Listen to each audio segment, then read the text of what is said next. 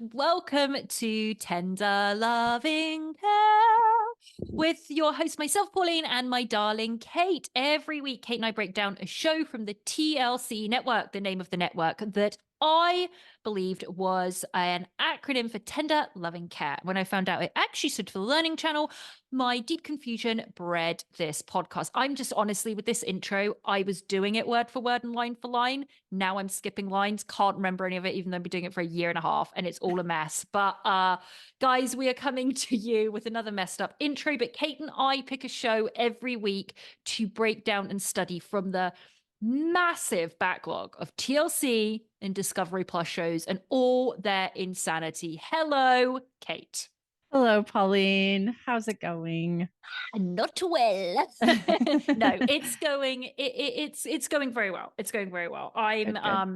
I'm happy to be here to discuss an odd show that I don't know if I was going to have anything to write about, but then I looked deeper into the madness of the eyes of the host, and I thought, there's more here that I could talk about with this show. So I'm gonna have enough. I'm gonna have enough. I definitely, yeah. We're recording this on a Monday, and you always want to start the week off with something positive, right? We're all going into a new week. We're gonna start with something positive. For me, I started off the week gaining a new pet peeve, and I want to tell you what it is. Okay, let's hear it. I don't understand the type of person that does this. So, my friend and I over the weekend went for a hike, which I told you about. And we went to a beautiful area in Los Angeles. It's not the bullshit, usual places like the Runyon. Runyon, yeah. So I couldn't even forget it. Runyon, which just smells like dog piss, and people just go there to be seen. We went to a place called Tree People. A Tree People was gorgeous. It's off Mulholland and Coldwater, and they have massive preservation efforts there. Tons of volunteers you see them with their seedlings and planting all of this horticulture. It's just lovely. It's beautiful. And the views are unbelievable. It's like Fryman Canyon. It's gorgeous. So anyway, it's usually quite populated. We went at kind of a busy time, but everyone is just in the thick of nature and it's beautiful. Then you get the people that decide everyone should listen to what they're listening to. So instead of being in nature, listening to the birds, I saw a gopher, which was so cute, spotting the beautiful wildlife and animals and everything that's there, they decide to be walking down a canyon with either their phone or some other dickhead had a full-on speaker, full volume with their music playing. What type of person does this? The level of arrogance you have to go, you know what? I want to listen to music and I don't care that it's going to disturb everyone else because I want to listen to it. It's like people eating a fish sandwich on a plane. Ew. Come on. I Ew. despise that as well. One time I was hiking here in Austin, one of the green belts, and it's this gorgeous area. There's creeks and all the things you want. Like you say, birds are chirping. And we come across this group of friends who not only is blasting music on speakers, but they have them attached to remote control cars that they are crashing into each other. And I was like, why are you here with that? That's not the place. Not the place. I nearly lost my shit. My friend had to calm me down because I didn't need to get into a physical fight in at 10:30 in the morning on a Saturday at a peaceful location. But I was nearly there. It's just okay. So I started my week with a new pet peeve. So add that to the list of many pet peeves I have. It's such a vibe killer. I totally get that. Oh, awful. Any pet peeves you would like to share, or do you want to get on with the show, Kate? We can get on with the show. All right, guys. So we are talking about a show called Kiwi Survival. This premiered August 2020. which it makes sense to me that this is a weird pandemic show. I didn't get that. Okay. Yeah. It premiered August 2020 on USA Network. It's now on Discovery Plus. Mhm. And this is how it's described. Josh James and his fellow guides, Dan, Mule, and Sam, push themselves to the limit on a challenging 7-day excursion to New Zealand, testing bushcraft techniques and survival adventures for their clients. So Wheel of Shame pitched this, and it was a full season. So we'd said last week before we'd seen it, looked at it, we were just like, oh, we'll just do the first episode. I went on there and I text Kate because I realized there's a whole series, but they're only 9 or 8 minutes each, which was incredibly confusing. None of it's linear, by the way. You think it is, but there's no follow through with anything. So I'm like, I text Kate and I was like, well, let's just watch the whole series. And she's like, fine, okay. So I sit down, and now, as I put on our Instagram, Tender Loving Care podcast,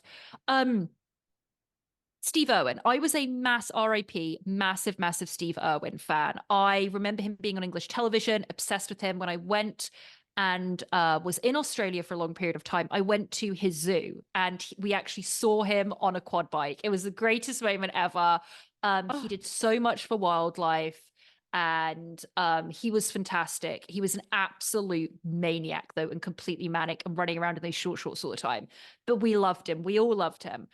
This Josh James, now we're in New Zealand here, and I've been to New Zealand. I haven't been, they were in the South Island. I've only been to the North Island. And New Zealand's beautiful. First of all, unbelievable beauty. You get snow, you get everything you can imagine. I went where they filmed Lord of the Rings, and it's just magical. I mean, New Zealand really is, and it's underpopulated, but it's so far from everything. You do feel like there's a time delay. I know that sounds kooky. You go to Auckland, which is a huge city, but I just always felt like I was, which I was, extremely far away from home, from England. And I always just felt like I'd stepped a little bit back in time, just a little bit. And it was beautiful and it was wonderful. And I really enjoyed it. I'd love to go to the South Island where they were. But you meet this guy, Josh James, and he has that mania. And I don't use that word lightly, of Steve Irwin. These eyes of his were like he had just been released from Bellevue. I mean, there was something going on, but it was pure love of the bush. So we find out that he's a Kiwi, he's from New Zealand, and it's his friends. And like you say in the description, Kate, they do these survival tours. And the whole premise of this entire show is that we're going to see them, they're going for 7 days to do this, I guess, even more extreme. It was never, by the way, nothing's described in this show. Nothing's described. No. So, but it was kind of like, we're going to go 7 days on a really crazy route to see if we can take our clients on it, because they own a company, I guess, where they take their clients and tourists out for excursions. But we're going to do it's going to be like ultimate survival. So like you say, we meet all these people, and everything apart from a couple of interviews are all filmed. They seem to be on a handy cam or like a GoPro. And I'm halfway through this first episode, which was all of 8 minutes long.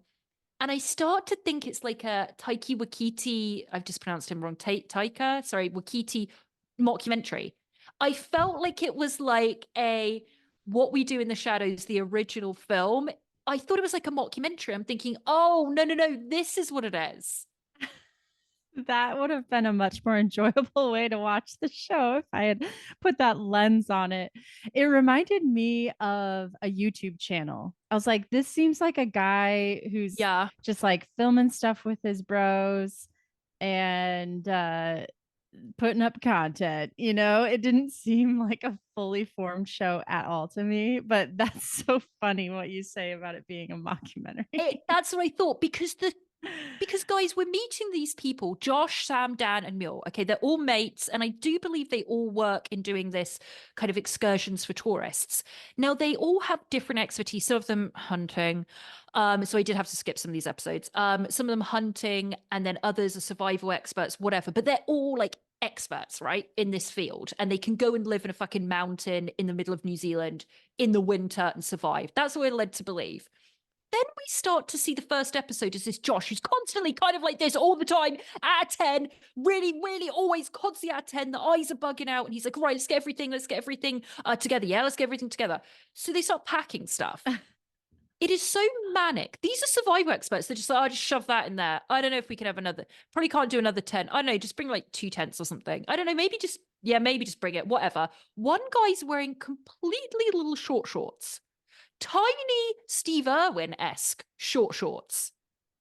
Unclear what he was doing. So we get this whole scene. They look completely cracked out. And I really do think at this point, this is a mockumentary. And they're like, just shove it in the bag. Yeah, it's fine. That's fine. Knives, machete. Yeah, we're not bringing guns. We're leaving those at home, or not. He says we don't do anything with guns. It's all knives and machetes or whatever.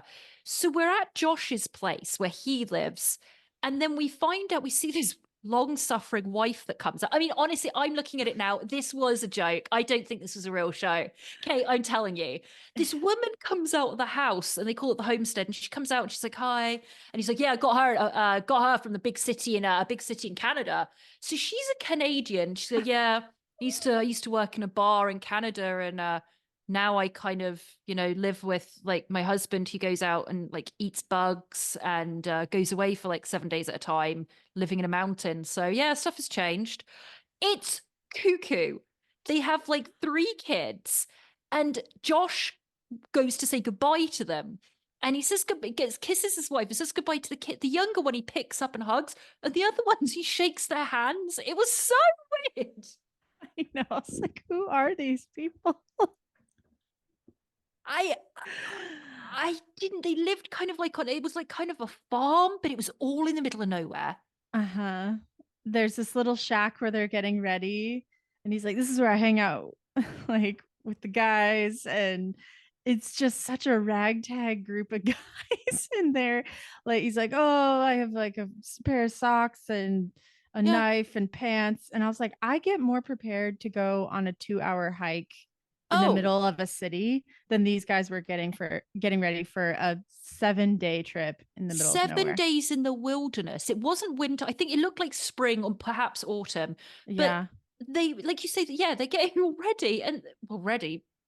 And they're just taking the piss out of each other. Oh, you bring pants, are you? Or you're wearing shorts? Okay, fine. Well, you don't need that. Whatever. Shove it in the bag. And then he just goes, oh, there's heaps in here. Like, there's heaps in here. It's fine. Like, it doesn't matter. It's like, fine, fine, fine. And so they're shoving all this stuff in. End of episode 1. And you're like, And what? end of episode 1. Yeah. There's no beginning, watch. middle, end. It just plays. Done. And you're like, okay. And then they get out there, and I mean, what do you have for the beginning? Mine kind of jumps to where they're trying to start a fire. I all of it should have just been said. It's just unclear. I I don't get what they're doing. So it opens episode 2, and I'm just going, yeah, but can someone just rewind a little bit and tell me exactly what you're doing? I get it. You want this whole excursion, but where are you going? They're just climbing up a mountain. Then they're going, oh my God, look, there's so many. So I'm not good at New Zealand accent. I mean, sorry, I haven't workshopped my New Zealand accent. So it's going to sound very Australian, but they're like, oh, there's like snowberries. Oh my God, get some snowberries. So then they're all just eating these berries off the side of a mountain. And then they're like, yeah, and they're all wearing barely anything. They're like, yeah, Right. if we go like maybe we should go and like camp at the top. I don't know. Like maybe we could get up there. And then one's like, nah, look how steep, man. Like let's just camp here. Okay. And so then they decide to just camp where they are. But I'm like, where are you going? And what is the plan here?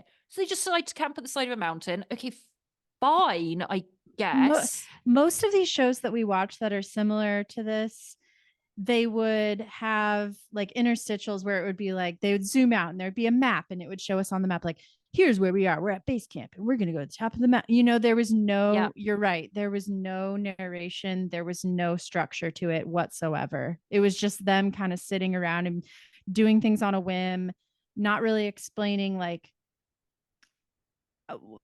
I don't know, the goals of it all. Objectives. What are your Right. objectives on day 1 to day 7? Because we Right. see them, they go to a swamp, and then I felt as though Josh, that was his main guy, yeah, was starting a fight with the audience the entire time because he's like, he goes, oh, they build a structure, and that's when we would get like a scene of like a map, and they draw out, okay, we're putting this angle of wood to this angle of moss or whatever to build a structure, and then it would cut back to him, and he goes something like, it's like it had all fallen apart or something. And these are experts, by the way. It all fallen apart. And then he'd just go, well, what are we going to do?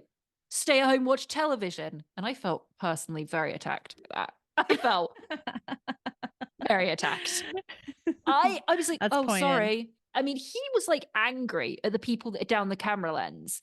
So they're at a swamp, and then they forgot something called the rain floor. They're like, oh my God, who forgot the bloody rain floor? So the rain floor was like, we go back to when they were manically packing at his house, and someone's like, who forgot the rain floor? And it's this whole thing that you put down. It's pouring with rain, and they are in a swamp. I shit you not. They are in a swamp. It's pouring with rain. So it's like, oh, I forgot it. So this was a whole thing that you put down that elevates you above water so you can sleep on something dry and hard. They just forgotten it. So then they're like, all right, we're gonna like build it now. Come on. And then they try, then they're all getting like angry. And I'm like, this is gonna end in a bloodbath. I honestly thought it was gonna end up like a Blair Witch. None of them were gonna survive because they're like, come on, over here. And they're trying to build this structure together. And then there's a diagram appears on the screen of how they're gonna do, but they're still, it's flooding, and they're like, well, sometimes you don't forget, and there's all this weird tension between them, but they're all best mates. I And people pay them for this experience, apparently. And one guy's still in his shorts, by the way. So I'm like, so this was episode 2. Just swamp, mountain, and then swamp. And then there were a couple of episodes taken. I don't know if you watched them. I didn't because it was hunting, so I didn't watch them. Right. Yeah, there's a big segment, maybe an entire episode, 8-minute episode is them trying to Huge start a amount. fire with sticks. And they have no flint or anything. They're eventually one of them's like, does someone have a shoelace? And he throws a shoelace, and then eventually, after what seems like hours, they get a tiny little spark, and then it's like, next episode. And you're like, okay, I Don't thought they were supposed to know. be good at this stuff. Well, I they think brought it's a just thing. like, I know that one of them had brought a lighter because we saw that in the first episode. He's like, I've got a lighter. Oh, but and then they shake it like, oh, there's not much in here. I yeah. shit you. You're like, what? Nope. They prepared as if there was a natural disaster about to hit and they had to run out in 2 minutes. That's how they prepared. And by the way, tourists are supposed to go, I'm going to trust my entire life with you for a 7-day expedition. You know the word I'm trying to find. It- Then I skipped all these ones where I saw they were doing something with animals because they didn't bring any food, obviously. So instead of the sniberries or whatever, they were trying to find something else, which I don't they want to go into. it's a possum. Yeah. Bugs, possums. Yeah. Then the rafting, Kate. Hi. One of the quotes is, "Oh yeah, getting a little bit of hypothermia here." Ha ha ha ha. It looked so miserable. I just they decide they hit this raging water, right? Raging water. And they're like, yeah, so we actually only brought 2 rafts and 2 paddles. So sorry, what? They should have named the show that. We actually only brought. Yeah. Oh So my he's like, God. so what we're gonna do, I don't know how any of us are gonna get through this water. Like, no idea. So then they're like, come up with the idea of blowing up, I don't know, something to, so they had like sticks that they kind of crossed each other to make a rectangular shape. Then they had, it was something that they could inflate to put on there. And they go, this is going to elevate us so I can the sit on the structure and then get down the river. But then they realize, oh no, it's not going to work. So I'm just going to have to lie over it. So he was spread eagled. He goes, I'm just going to have to be like spread eagle over. And one of them is just in a raft going, ha ha, he looks like he's going to get hypothermia. Just laughing at him. And so the other guy is spread eagles, arms and legs out, like in an X over this just really just 4 sides of like a little bit of wood that's just keeping afloat. His entire body's in the water. He's like, yeah, the water's freezing. And there's a severe risk of drowning, but just keep going. Ha! Manic, absolutely manic. Then there's two of them that are in the rafts that are just having a grand old time. They're just laughing at him. And he's going down there like, rock, rock. This is like raging whitewater rafting. They're like, rock. And he's like, yeah, whatever.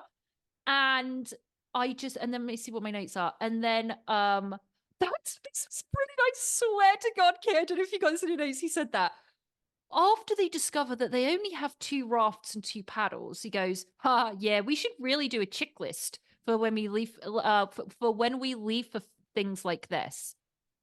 We should really do a checklist for when we leave for things like this. No shit. You are survival experts.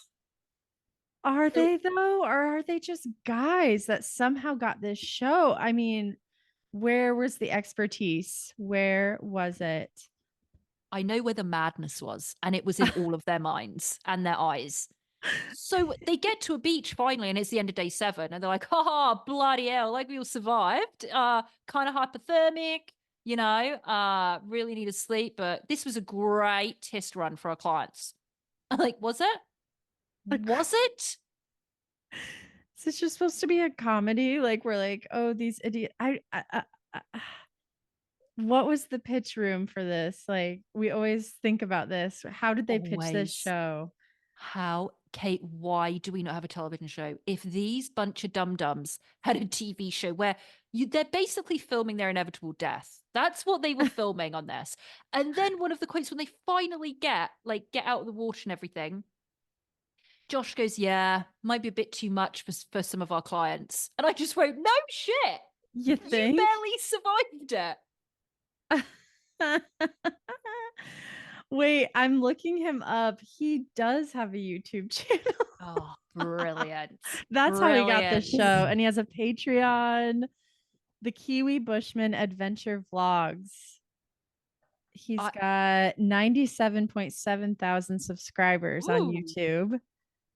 Guys, go to his channel and look into the eyes of Josh, because I will tell you, it is the same look that I see on a daily basis living in Los Angeles from some certain individuals that live in downtown Los Angeles. And that's all I'm saying. That is the type of look that is in the eyes of Josh. It's like screaming into the abyss. That's what it's like with it. Anyway, then he comes home, right? So we still get this segment of him coming home. And this honestly was one of my favorite. And once again, I'm still at this point going back to, no, this was a joke. This was a mockumentary. He comes home and the wife's like, so glad you're home. Because when he left, she's like, I get so much peace when he goes. So he comes home and he's like, I've still so much energy, even though he's like, oh, I could bloody sleep for like 3 days. Anyway, who wants to eat these grubs? So he has these grubs that he kind of cooks. And so he goes through all of his kids. And this was one of the funniest things. So he goes, Sonny Jim, who is his youngest kid, he goes, yeah, Sonny Jim, he spends most of his time like karate kicking trees over. So he's a great kid. Great kid. What? This kid was just running from like a tree to another tree, eating grubs. Insane. Okay.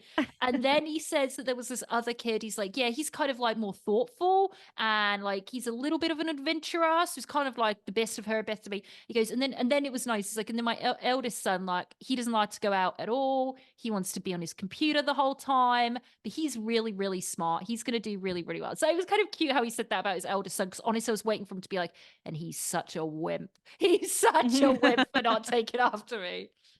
He could never build a raft. I mean, neither can I, but neither could he. Yeah. Yeah, that's what I mean. Yeah.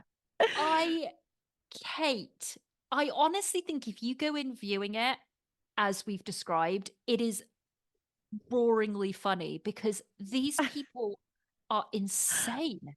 I know. Yeah, if you're gonna go watch it, and it could be fun to check out. I mean, you could just watch an episode or two. Like we say, the episodes are 8 minutes long, which is so strange. Yes. Then it could be enjoyable to check out just so you can see what we mean. I looked up some reviews, and on Amazon, there are only 3 reviews. Someone rated it, someone named Hunter rated it 5 stars, but then said, Waste of time. Who wants to search 2 hours to find a show to watch, then realize they are 10 minutes? What a joke. And then All right, Hunter. Tommy says, great hosts, expert advice. Where did you see that? Because I didn't see any expert advice. Like, what show did you watch? I think it would actually be brilliant if I actually was like, at the beginning, I was like, this is what, oh my God, how am I going to talk about this on the podcast? Like, there's nothing to talk about. I don't really get the show. Then towards the end, I was like, I completely understand the appeal of the show. And what I would want more is, can you imagine a documentary series on him and that Canadian wife and those three maniac kids? It would be brilliant following their day-to-day life. Yeah, that's what it should pivot to. I think that would be a lot more captivating. She literally in one scene is just like, yeah, you just can hear her going, hello, darkness, my friend. Because she's like, yeah, I used to, live in a big city. I used to wear 4-inch heels and now I barely even wear shoes. Like, I kid you not, she was not trying to say it to be funny, but it came out so deadpan. It was brilliant. I think if they put a camera crew with Josh and that family, it would be amazing. I would 100% watch it. The I'm kid sure. is running around with no clothes on and shoes and karate kicking trees, and she's trying to save the other kid. Like, it would be brilliant. Every scenario they come across, I'm sure he approaches in the same way. Yeah. Where they're like taking the kids on an adventure and he's like, oh, didn't bring any snacks, didn't bring any diapers for the baby. I guess we'll just use a leaf to wipe its butt. Like, Yeah. Put some moss around it. Yeah. Yeah, that'd be great.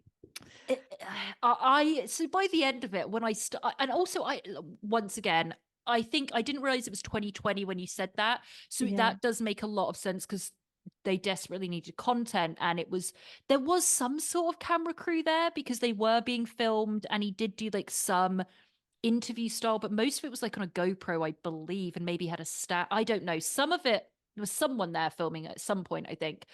But I didn't know if it was all just one big sizzle reel. I didn't know whether it was just like to possibly get a show. It makes no sense. I don't know who watches it. I'm glad I watched it because he's a maniac and I kind of want to see his YouTube channel now and this wife. Okay, I have his latest episode or his Oh. latest vlog pulled up on YouTube. It's called Barbecue Balls, Hunting and Rafting Stag Party. And it's half an hour long. And the first thing that comes up is a warning that says parental guidance recommended, F-bombs. Yeah, because it's a stag party, which is if you don't know, that's a bachelor party. Right. So that's imagine the content. going on a bachelor party with him. I can guarantee you by the end of it, they were all naked, covered in each other's blood, and like chanting around a fire in the forest. That's how they ended up. They are kooks. And because of that, I would give it £250 for learning. I loved it. Okay, yeah. So if you're a first time listener, we rate 0 to 600 based on my 600-pound life. That's where we got the number. I'd go 200. Okay. Yeah. It was funny at parts. I was bewildered. It was low commitment. Just so confusing. So confusing at what you were watching. Just you don't notice a new episode starting. Like a new episode starting, I'd be like, oh, okay. So what happened? Yeah. What is there any through line? Nope. Nope. Any explanation or narration? Nope. Just watch. Just watch. And you're like, all right. So kook, dude. It is so kook. So thank you, Will of Shame, for that. That was one of the newer ones we put on because I finally got around to adding some more shows, as I said last week, to our Wheel of Shame. And speaking of the Wheel of Shame, we should head on over right now. Okay. Kate, you ready to go over? Yeah, let's head. You're good? You're good? All right. Yep, I'm ready. Let's go over.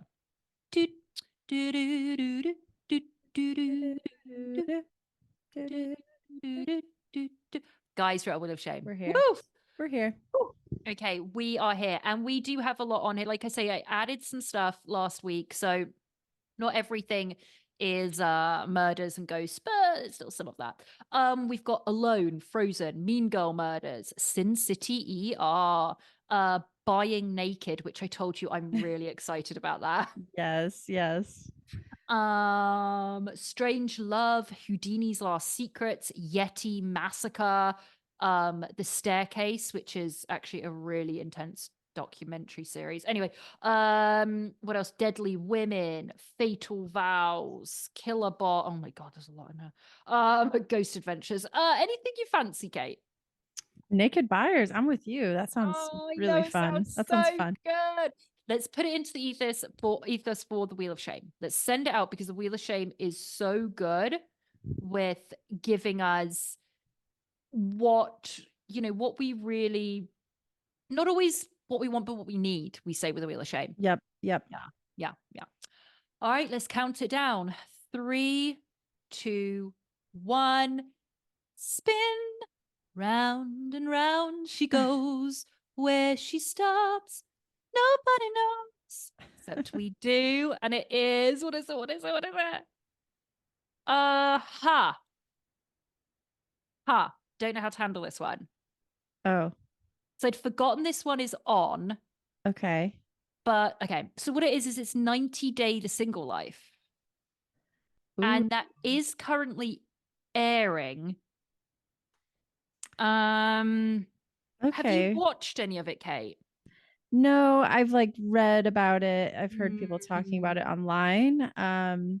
Could be fun to just watch like the latest episode and talk about it. Yeah, okay. Why do because I have watched one or two and Natalie's on there and she's still an absolute nut job, but she's in Los Angeles being a nut job, which is great. Amazing. Um, Could be okay, a so good yeah, opportunity to talk about Natalie. You're right. that's true. Okay, so should we just do that? We'll watch the latest episode.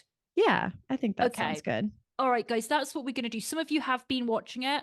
So I guess next week will be very 90 Day heavy, but we'll watch the latest episode of 90 Day The Single Life for next week's Wheel of Shame episode, which comes out on a Wednesday. On a Tuesday, remember we have our regular 90 Day Fiance episode. Jesus Christ. And then on Friday, this Friday, Vanderpump Rules is starting again, guys. Now, there's been a lot online that's like, I don't think I'm ready to do this again. We're going to talk about Scandival. We're going to go over it all again because they picked up filming pretty quickly after it all gone out. So, how are you feeling about it, Kate? I'm a little overwhelmed by the idea. Mm, Um, it doesn't feel like that long since we were talking about I Scandival, and know. just I think because of everything that happened afterwards, and like they Ariana is in the news so much Mm, and all over on Dancing with the Stars. It's like it feels overexposed a little bit to me, yes. but I am a little interested to just see how they're gonna set it all up. But we'll see. Yeah. Okay, we'll How are see. you But that's feeling? I echo Yeah. what you say. I Yeah. mean, I know there's going to be some stuff with some secrets are going to come out. I just think that the majority of it, we can predict what's going to happen. It's going to be Yeah. the first couple of weeks, everyone angry at Sandoval. Then Sheena is going to be the one that's trying to make amends with him, which she ends up doing. And then she will end up hanging out with him and James will forgive him a little bit and then by the end of it everyone will be a bit pissed off at Ariana but not really saying they're all pissed off apart from maybe one or two Mhm. and they'll all like say yeah we never forgive Sandoval for what he did but he's part of us. Rachel's gone. This is what it is and that's going to be the Yeah. whole season. You're right. You nailed it. So yeah, Yeah, we'll be reporting on that, everyone. yeah. Find us on social media, Tender Loving Mm. Care Podcast on Instagram and TikTok. We're on YouTube. You can find us there searching Tender Loving Care Hello. Podcast. You can watch the video versions of the episodes. And yeah, join us on Patreon. It's $5 a month. You get 2 bonus episodes. We cover all kinds of interesting, wild, and weird documentaries. Mm. And we have that episode coming out Friday as well. We Um, do, yeah. and we're covering, could you speak Mm. to what we're covering? Yeah, this week. So this week, if you're a Patreon member on Friday, you'll get our Bravo show plus, only available to Patreon members, $5 a month, is the episode we're going to be covering the Netflix documentary Harvey and Katja. And it is a very uh poignant, tragic, enlightening, fascinating documentary about a couple of world class ice skaters. It enthralling. I think the way it ends, you would never see coming.